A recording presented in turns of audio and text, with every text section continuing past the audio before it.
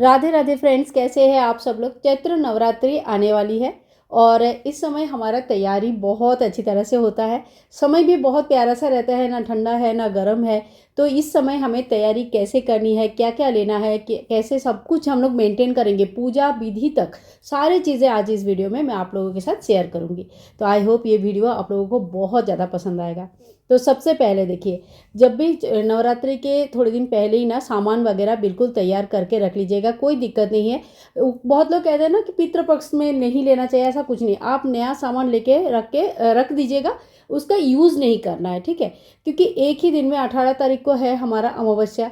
उस दिन बहुत सारा काम होता है, उसके बाद सीधा 19 तारीख को सुबह सुबह हमारा शुरू हो जाता है नवरात्रि की तैयारी। तो इस बीच आप सामान लेंगे तो लेंगे कब। तो सामान आप पहले ले सकते हैं, कोई दिक्कत नहीं है। बस उसका यूज़ जो है ना गंगा जल छिड़क के हम करेंगे नवरात्रि के टाइम पे। अब मार्केट से हमें जो भी हमारा सामान है, सामग्री का लिस्ट ऑलरेडी मैंने दे के रखा है।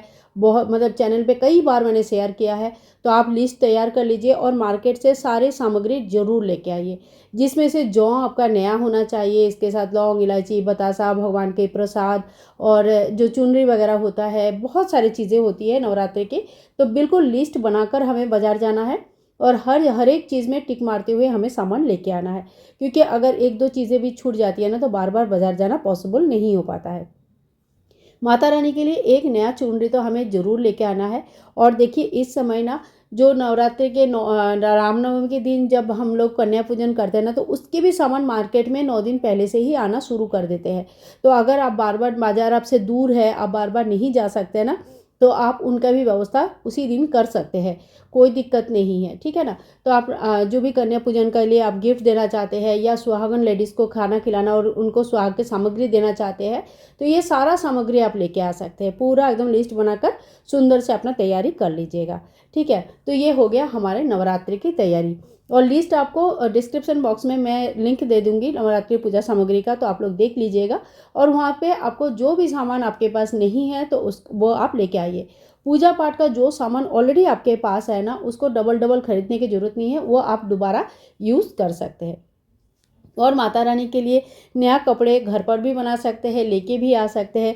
और इस समय कपड़े बनाया जाता है कि नहीं जाता है तो कोई दिक्कत नहीं है, आप घर पे भी कपड़े बना सकते हैं, कोई दिक्कत नहीं होती। क्योंकि नवरात्रि की जो तैयारी होती है ना, वो पितृपक्ष में ही करना पड़ता है। क्योंकि इतने ज़्यादा पहले से तो तैयारी होती नहीं है, और बाद पितृपक्ष जिस दिन ख़त्म होता है उसके अगले दिन ही नवरात्रि होती है। तो इसीलिए तैयारी पितृपक्ष में करने में कोई दिक्कत नहीं है। तो चलिए, अब हम लोग पहुँच गए हैं घर पे हमें करनी है नवरात्रि के दिन सुबह सुबह कलश स्थापना, घर स्थापना, नवग्रह की स्थापना, बहुत सारी चीज़ें होती है। एक एक करके सारी चीज़ें मैं आप लोगों के साथ शेयर करती हूँ, तो पूरा वीडियो को अच्छे से प्लीज़ देख लीजिएगा, ठीक है। तो सबसे पहले जहाँ पे पूजा करेंगे, अगर छोटा घर है, ठीक है, तो छोटा घर में क्या करना चाहिए, थोड़ा सा ऊंचाई में माता रानी को बैठाना चाहिए। क्योंकि जब हमारे लिए अलग से पूजा रूम होता है, पूजा के लिए अलग से जगह होती है, तो फिर हम नीचे पूजा करेंगे, कोई दिक्कत नहीं। लेकिन जब छोटा रूम होता है, वहीं पे सभी का आना जाना होता है, झाड़ू पोछा भी करना पड़ता है, तो ऐसे में नीचे 9 दिन तक माता रानी को रखना बहुत दिक्कत हो सकता है। मैं पर्सनली ये चीज़ फील करती हूँ। तो मैं हमेशा जो है ना, बड़ी पूजा जो भी रहता है, मैं ऐसे टेबल के ऊपर माता रानी की स्थापना करती हूँ। तो यहाँ पे हम माता रानी के लिए लाल आसन बिछाएंगे। फिर अगर चौकी आपके पास है तो अच्छी बात है, नहीं है तो आप लेके आ सकते हैं। तो चौकी, पटा, कुछ ना कुछ हमें तो ज़रूर चाहिए होता है। तो यहाँ पे हम लोग पाटा बिछा देंगे, उसके ऊपर लाल आसन बिछाएंगे। तो माता रानी को लाल रंग बहुत प्रिय है। कभी भी माता रानी के जो भी पूजा होता है उसमें लाल रंग का ही व्यवहार किया जाता है। तो यहाँ पे देखिए, मैंने चौकी बिछा दिया, बहुत ही मतलब नीचे भी एक अच्छे से आसन बिछाया, ऊपर भी एक अच्छे से आसन बिछाया। कहने का मतलब है कि आप जितनी भव्य तरीके से पूजा करेंगे ना, उतना ही आपको पूजा पाठ में मन लगेगा। और 9 दिन तक माता रानी का भोग का भी व्यवस्था हमें कर लेनी चाहिए।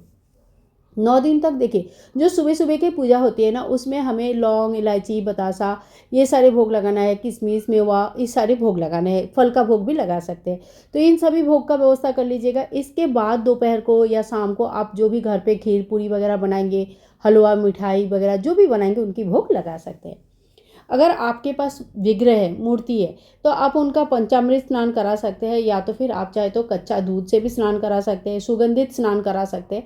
लेकिन स्नान कराना जरूरी होती है। तो यहाँ पे मैंने इत्र लगा के माता रानी के स्नान करा दूंगी।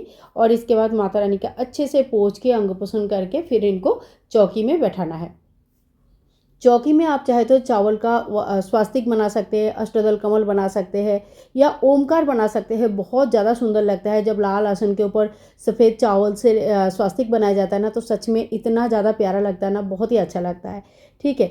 और अगर आपके पास मूर्ति नहीं है, फ़ोटो है, तो आप फ़ोटो को ऐसे ही विराजमान कर दीजिए, अच्छे से पोंछ के साफ़ सफाई करके, और उनको भाव का स्नान किया करवाया जाता है। ठीक है। तो ऐसे में फ़ोटो का कोई इस तरह से स्नान नहीं होता है, फ़ोटो ख़राब हो जाती है। तो माता रानी का स्नान करा के फिर उनको इत्र लगाइए, और फिर उनको अच्छे से जो नया ड्रेस पोशाक वगैरह आपने घर पर बनाया या लेके आए हैं वो पहनाइए। उनको जो भी गहने वगैरह आपको पहनाना है, जिस तरह से भी आपको तैयार करनी है, माता रानी को बढ़िया तरीके से तैयार कर दीजिएगा। आप देखो, ये जो एक बार माता रानी यहाँ पे बैठ जाते हैं ना, तो 9 दिन तक ये यहाँ से अपनी जगह से हिलाना नहीं चाहिए। जो भी सामान, जो भी चीज़ आज हमने यहाँ पे बैठा देंगे, जैसे हमने जवारे बो देंगे, जैसे हम कलश की स्थापना कर देंगे या अखंड दीपक का स्थापना कर देंगे, तो उन सभी चीज़ों को यहाँ से हटाया नहीं जाएगा। ठीक है। तो ऐसे ही हिसाब से आप सभी चीज़ें तैयार करें। तो देखिए, मैंने जो अखंड दीपक जलाएंगे उसके नीचे भी चावल का एक आसन दिया है, उसको भी रेडी करके रखा है। यहाँ पे मैंने नवग्रह के लिए रेडी कर रही हूँ, तो नवग्रह का पूजा करना बहुत अच्छा है। अगर आपके पास छोटा सा एक यंत्र मिलता है, नवग्रह यंत्र, ठीक है, अगर वो है तो आप उन्हीं की पूजा कर सकते हैं, उसमें फिर स्थापना की जरूरत नहीं है। अगर नहीं है तो 9 चावल का ढेरी बनाकर उसके ऊपर एक एक सुपारी रखते हैं, और 9 ग्रह के स्वरूप में इनकी 9 दिन तक पूजा होती है। बहुत ही सरल विधि है, कोई ज़्यादा इसमें खास बात नहीं है। आराम से धीरे धीरे स्टेप बाय स्टेप अगर करते रहेंगे ना, तो कोई दिक्कत नहीं है। और हाँ, चौकी में गणेश जी की स्थापना करना बिल्कुल भी ना भूले। तो जैसे ही हमने माता रानी को स्नान करा के बैठाना, वैसे ही गणेश जी को भी हमें बैठाना है। उनको भी जेनोई चढ़ाना है, फूल दुर्वा घास चढ़ानी है, और गणेश जी की पूजा सबसे पहले होगी। उसके बाद ही किसी भी देवी देवता का पूजन होता है। इसके बाद जैसे हमने कलश की व्यवस्था कर लिया है, तो कलश में अच्छे से धो धा कर कलश को लेके आए। कलश आप पीतल का, तांबे का, सोना चांदी जो भी आपके पास है उसका यूज़ कर सकते हैं, या मिट्टी की कलश का भी स्थापना कर सकते हैं। तो देखिए, ये ना जब हमारे यहाँ पे ना नवरात्रि में जवारे नहीं बोया जाता है। इसके पीछे क्या रीज़न है मुझे नहीं पता, लेकिन ससुराल में यही नियम है। तो मैं यहाँ पे जवारे नहीं बो रही हूँ, लेकिन जवारे आपके यहाँ अगर बोया जाता है या आप बोना चाहते हो तो आप बो सकते हैं, कोई दिक्कत नहीं है, और बहुत ही आसानी से जवारे बोया जाता है। मेरे चैनल पर काफ़ी सारे वीडियोज़ है जहाँ पे हमने बताया है कि जवारे कैसे बोया जाता है और 9 दिनों तक उनकी ख्याल कैसे रखा जाता है। तो नवरात्रि संबंधित सभी प्रकार का वीडियोज़ अगले मतलब इसके पिछले साल, उसके पिछले साल, उसके पिछले साल, हर साल मतलब आपको मिल जाएंगे। तो आप लोग उस वीडियोज़ को भी देख सकते हैं, रेफरेंस के लिए ले सकते हैं। ठीक है। कलश को पूरा जल से भरना है, कंठ में मूली धागा बांधना है, एक हल्दी के गांठ, लौंग, सुपारी, 1 रुपया का कॉइन, थोड़ा सा चावल, एक दुर्बा घास, और साथ ही में थोड़ी सी सुगंधी हम डाल के जो कलश है ये तैयार कर लेते हैं। ठीक है।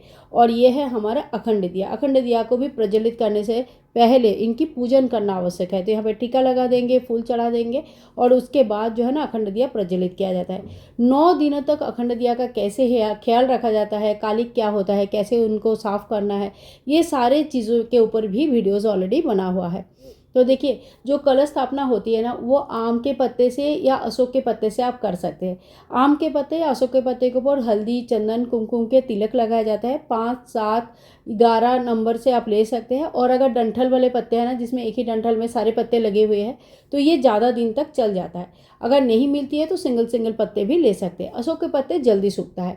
नहीं मिलती है तो अशोक के पत्ते भी यूज़ किया जा सकता है। बहुत जगह पे पान के पत्ते भी, 5 पान के पत्ते लेके भी कलश की स्थापना होती है।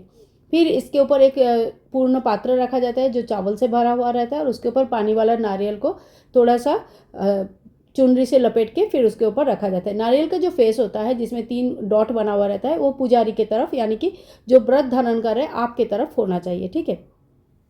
तो यहाँ पे देखिए, आपसे बात करते करते हमारा नवग्रह की स्थापना हो गया है। साथ में अखंड दीप हमने प्रज्वलित कर लिया है, कलश की हमने स्थापना कर दिया है। इसके साथ ही अगर आप जवारे बोना चाहते हैं तो जवारे भी बोकर साइड में रख सकते हैं। ठीक है। सभी को हमने चावल का आसन दिया है, बिना आसन का किसी को भी नहीं रखना है।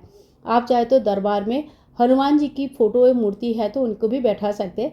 हनुमान जी माता रानी के साथ हमेशा रहते हैं, तो उनकी पूजन करने से भी घर में कोई किसी भी प्रकार का संकट नहीं आती है। इसके बाद हमें, जैसे हम नॉर्मल पूजा करते हैं, धूप दीप आरती करते हैं, भोग चढ़ाते हैं, वस्त्र स्वरूप कलावा चढ़ाते हैं, फूल चढ़ाते हैं, इत्र चढ़ाते हैं, इसी तरह से हमने डेली की पूजन जो है जिस तरह से करते हैं ना, उसी तरह से माता रानी की पूजन करनी है। सवेरे एक बार भोग लगाना है, दोपहर को एक बार भोग लगाना है, शाम के टाइम पे आप दूध का भोग लगा सकते हैं, बतासा मिश्री या कोई लड्डू फल वगैरह का भोग लगा सकते हैं, और रात को भी आप दूध का भोग लगा सकते हैं। अगर हो सके तो 4 बार भोग लगाइए। अगर बिल्कुल पॉसिबल नहीं है, घर में इतना टाइम नहीं हो पाता है, ऑफिस करते हैं, तो कम से कम 2 बार भोग तो आपको जरूर ही लगाना चाहिए। पूजा के बाद प्रतिदिन सुबह और शाम आरती हमें ज़रूर करनी है, और अगर संभव है तो परिवारजन के साथ ही आरती कीजिएगा, बहुत ही ज़्यादा शुभ होता है। तो ठीक है, इस तरह से आरती हो जाएगा। आरती होने के बाद आरती को पूरे घर में भी घुमाइएगा, और इसी तरह से नवरात्रि का जो प्रथम दिन की स्थापना पूजा है ना, उस तरह से किया जाता है। तो देखिए, पूरे घर में जब हम आरती को घुमाते हैं, कपूर को घुमाते हैं ना, तो बहुत ही ज़्यादा शुभ होता है। और इस समय माता का जो शक्ति है, ये इतनी ज़्यादा जागृत अवस्था में रहते हैं ना, कि बहुत ही जल्दी नेगेटिव एनर्जी जो है ये चला जाता है। इसके बाद माता रानी के लिए हवन किया जाता है। हवन आप प्रतिदिन कर सकते हैं। समय है तो सुबेरे कर सकते हैं, नहीं समय है तो नहा धो के तैयार होके या शुद्ध होके आप शाम को भी कर सकते हैं। हवन सरल विधि से कैसे किया जाता है, आज ही मैंने वीडियो दिया है, इससे पहले कई बार दिया है, तो उस वीडियोज़ को ज़रूर देख लीजिएगा। हवन की बहुत ही सरल विधि मैंने आप सभी लोगों के साथ शेयर किया है। तो यहाँ पे हमने हवन कर दिया, और हवन होने के बाद आप लोग पूछते हो कि जो हवन होने के बाद जो भस्म हो जाता है उसका क्या करें, तो वो आप रख सकते हो। बच्चे अगर डरते हैं तो उनको टीका वगैरह कर सकते हैं, और थोड़ा सा रख लीजिएगा, और बाकी जो है ना, जैसे ठंडा होने के बाद पेड़ पौधे में डाल सकते हैं। गाय के गोबर के कंडे हम यूज़ करते हैं, तो वो पेड़ों के लिए भी अच्छा ही होता है, तो उसमें कोई दिक्कत नहीं है। बहुत ही आराम से पेड़ पौधे बढ़ते हैं, उनके लिए बहुत ही पौष्टिक होती है। तो देखिए, इसी तरह से नवरात्रि के 9 दिनों तक हमें पूजा करनी है। तो प्रथम दिन की स्थापना, बाकी दिन की पूजा हम कैसे करेंगे, सभी जानकारी आज इस वीडियो में मैंने आप सभी लोगों के साथ शेयर किया है। अगर वीडियो आप लोगों के लिए यूज़फुल लग रहा है, अच्छा लग रहा है, तो प्लीज़ वीडियो को ज़्यादा से ज़्यादा शेयर कीजिएगा, बहुत सारा प्यार दीजिएगा, और आप सभी का नवरात्रि मंगलमय हो, माता रानी के पास यही आशा करती हूँ, यही प्रार्थना करती हूँ। तो आज के लिए फ्रेंड इतना ही, मिलूंगी नेक्स्ट वीडियो में। तब तक के लिए हरे कृष्णा, राधे राधे, जय माता दी। और आप लोग मुझे कमेंट करके ज़रूर बताना कि मेरे वीडियोस आप लोगों को कैसे लगते हैं। अगर हेल्पफुल लगता है तो प्लीज़ प्लीज़ साथ रहिएगा, क्योंकि बहुत मेहनत से मैं आप लोगों के लिए सारे वीडियोस लेके आती हूँ। तो चलो, अभी के लिए इतना ही, मिलूंगी नेक्स्ट वीडियो में। तब तक के लिए bye bye and take care.